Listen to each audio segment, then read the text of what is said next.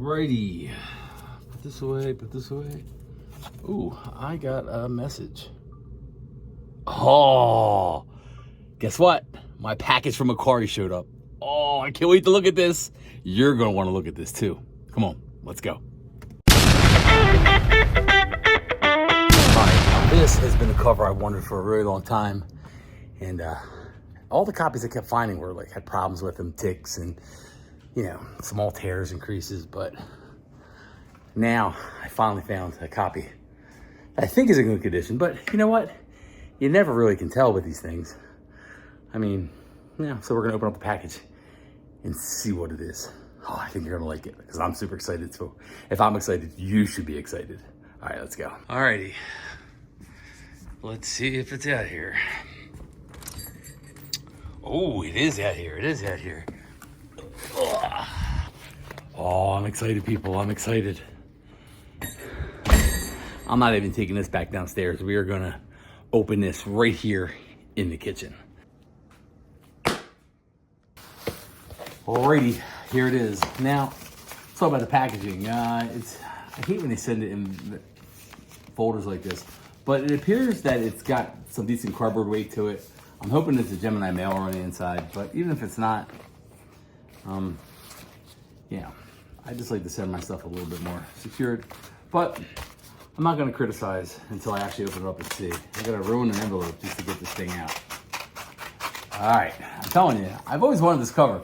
Now, this is not like, I don't want anybody to get super excited. This isn't like a Silver Age #1 or anything like that. This is a cover that I personally like, two of my favorite characters in Marvel.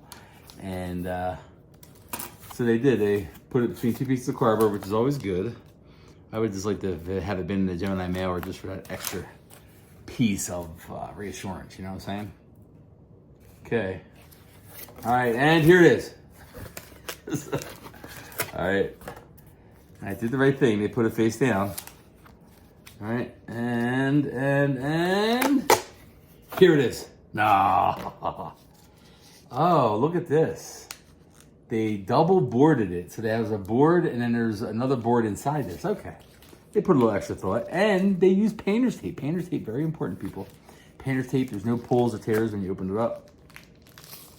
So like I said, two of my favorite characters in Marvel. This is just a cool cover.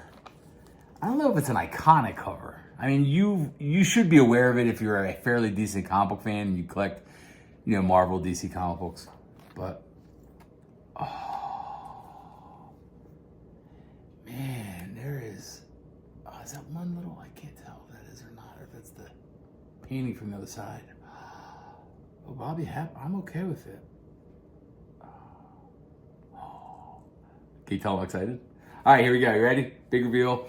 This is circa 1986, it looks like, I believe. I believe that's the right year. It's a Giant Size Annual. Any clues yet? It's not Giant Size X #1. That would be a ridiculous get. But this was only $20.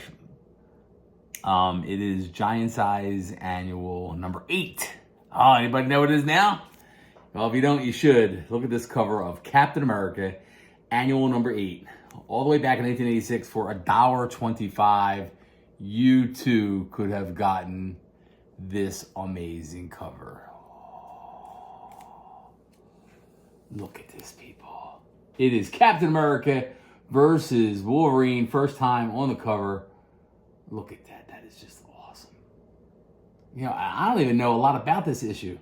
I just know I love this cover, and it's a highly sought after cover. Look at this. Oh, look at that. Look at that. On the shield and adamantium versus vibranium. Oh, man, this is so cool. All right, we're going to dig into this issue a little more. All right, let's get into this. We got Captain America, Annual #8. Two iconic people. We got Wolverine, you got Captain America. And I think we're pretty good here. I don't think there's too much. Right here, looks like there's a little bit of blunting, or rounded edge there. But, I mean, there's no obvious major flaws to it. So, I'm be happy to have this on the wall downstairs. But let's get into it. So, 1986 now. This was done by John Byrne, who was like legendary runs in Marvel. He was like the go-to artist in Marvel. It's well respected.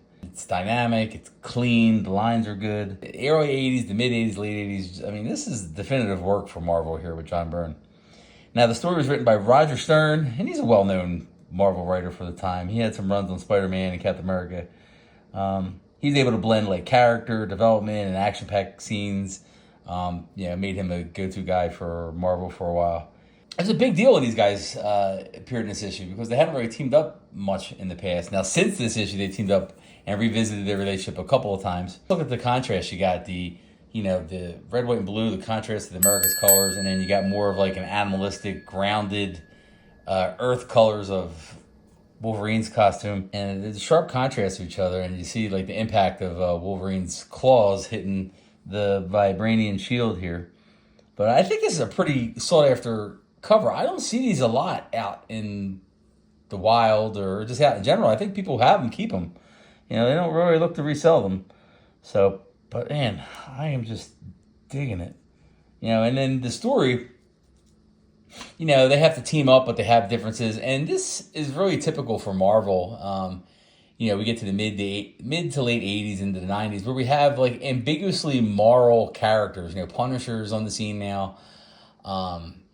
You have Wolverine who does some things at times.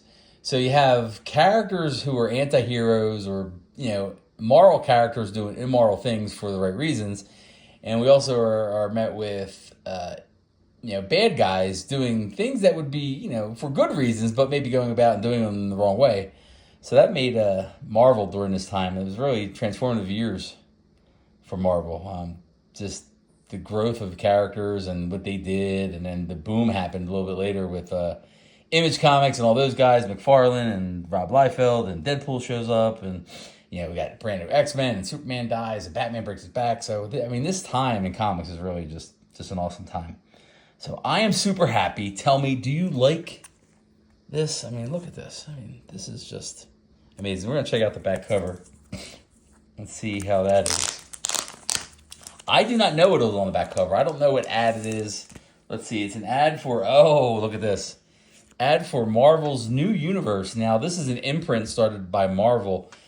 They were going to try to launch a whole new universe. Had nothing to do with the superheroes. They thought that maybe audiences were getting tired of the huge backstory of continuity they would have to know for a character. But they were going to try to do new characters, more realistic takes on superheroes.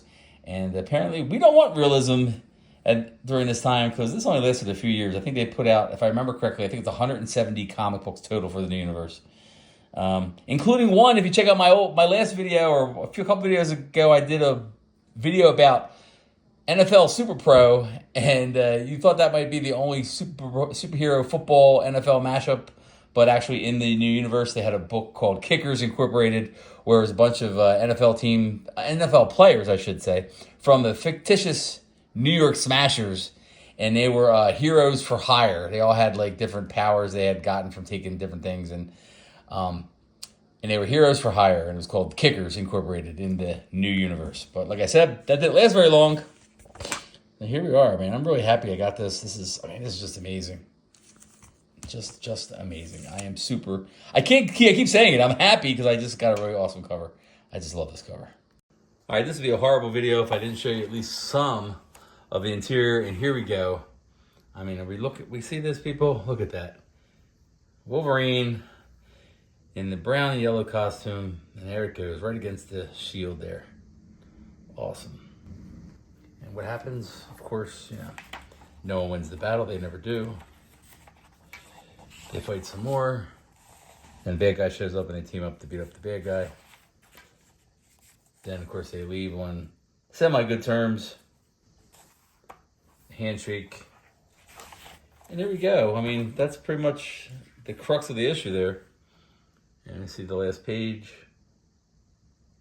And that's it. So, again, I am super happy. I have Captain America Annual number 8 to go up on the wall downstairs in the basement. Now, if you have this issue, you got to let me know.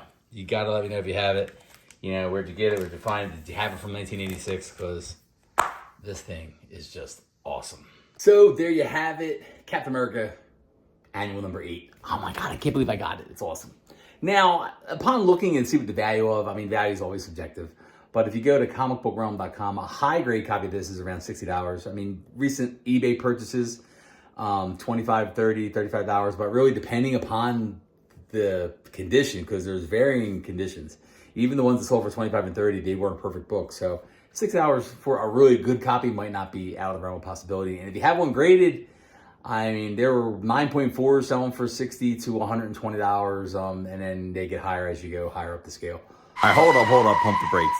I was editing the video and I thought I'd put an insert in for the last, sold prices on eBay.